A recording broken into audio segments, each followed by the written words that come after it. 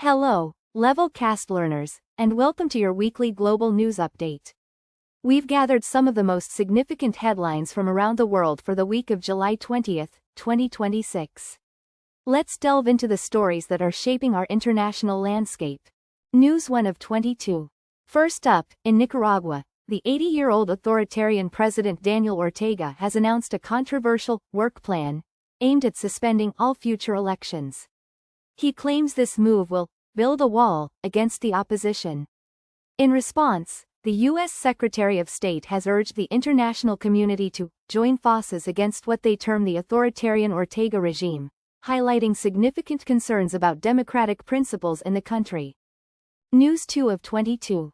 Moving to the UK, new Prime Minister Andy Burnham is embarking on what's being described as a domestic revolution, with a strong focus on ending homelessness and potentially aligning Britain more closely with Europe. Although he speaks less about the continent than his predecessor, his agenda appears to resonate with EU policies. The success of his fight against rough sleeping now largely depends on whether his government can effectively combine local innovations with a consistent investment strategy.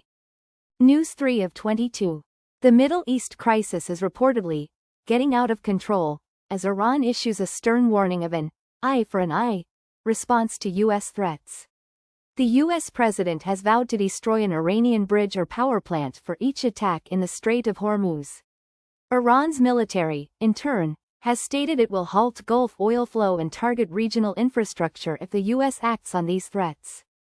Amidst this escalating tension, Houthis claim strikes on 2 Saudi tankers, while U.S. attacks on Iran are broadening. The UN chief has warned of the intensifying crisis, and little is known about Pickaxe Mountain, the underground nuclear facility Trump is threatening.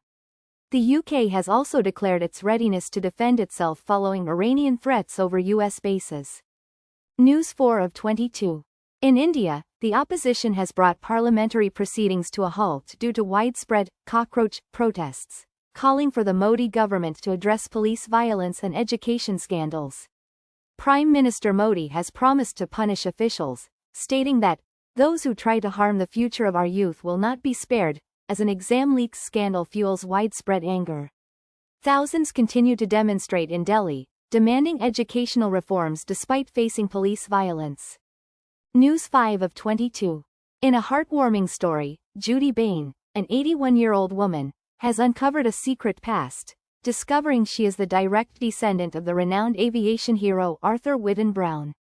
This overdue reunion sheds light on a significant piece of her family history, which she had been unaware of for most of her life. News 6 of 22. Ukraine's ousted defense minister, Mikhailo Fedorov, has refused any other role within President Zelensky's government. Fedorov asserts that only in his former post could he effectively combat procurement corruption and complete the army's transformation, indicating his strong commitment to specific reforms within the defense sector. News 7 of 22. In Jerusalem, Israeli Security Minister Itamar Ben-Gvir, a far-right politician, was among thousands who gathered at the Al-Aqsa Mosque compound, a highly sensitive holy site.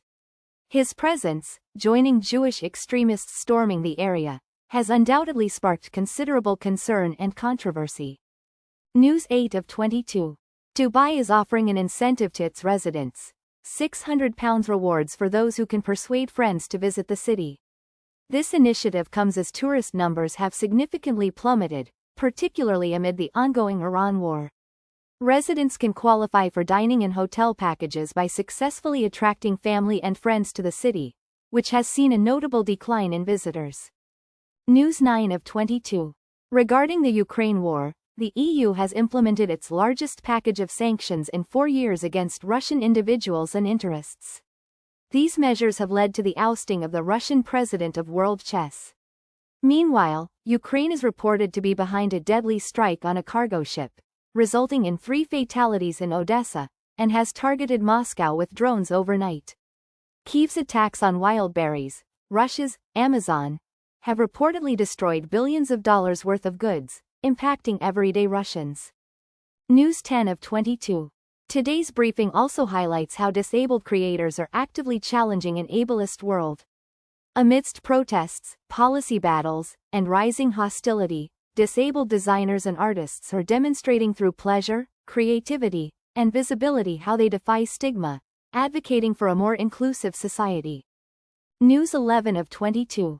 The United States has issued a worldwide caution for its citizens, a significant advisory indicating potential global risks. Further details on the specific nature of this caution were not immediately available, as the live blog covering this development has now closed. News 12 of 22. In the Amazon, a devastating war against illegal gold mining is unfolding. The Guardian has gone on the ground with Brazilian forces who are fighting to eradicate this mining, which has caused immense destruction to protected areas of indigenous land, highlighting a severe ecological and social crisis. News 13 of 22. Monday's briefing revisits a historical milestone, 50 years after the Viking landed on Mars. A leading scientist suggests that NASA might have overlooked evidence of life, emphasizing that breakthroughs increasingly hinge not on finding something new, but on recognizing what was previously missed, prompting a re-evaluation of past scientific data. News 14 of 22. Australia has spent over $9 million for each asylum seeker held on Nauru, yet a new survey reveals that many of the more than 100 people awaiting processing on the tiny Pacific island are skipping meals to manage their finances. This raises serious questions about the allocation of funds and the well-being of those seeking asylum. News 15 of 22. Denmark has issued guidance to tourists on how to behave during a wolf encounter, advising them to stand still and make eye contact.